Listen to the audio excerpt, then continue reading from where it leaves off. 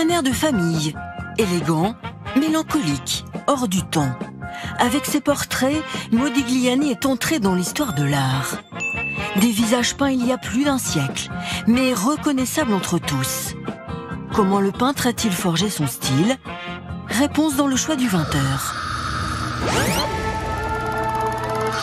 Dessine-moi un visage, une tête ovale, des yeux en amande, un nez tout droit, simple comme bonjour. Voici la femme idéale, selon Modigliani.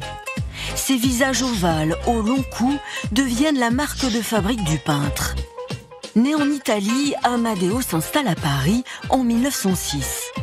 Au Louvre, il découvre l'art africain avec ses masques aux formes allongées. Alors, masque ou tableau? Tableau, la femme au ruban de velours. Des influences venues d'Afrique, mais aussi de son Italie natale. Chez les maîtres de la Renaissance qu'il admire, l'artiste a pioché cet air impassible, un peu figé des personnages. S'inspirer des anciens? Oui, mais pas trop. Modigliani est un rebelle. Maudit le maudit mène une vie rock'n'roll. Sex and drugs and rock and roll.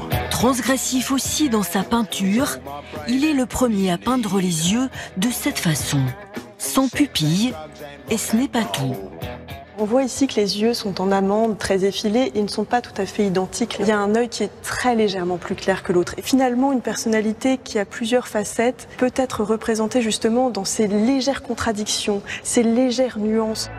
Un œil qui observe le monde, l'autre qui regarde au fond de l'âme. C'est ce qu'il disait de ces personnages aux regards étranges, devenus des icônes de l'art moderne.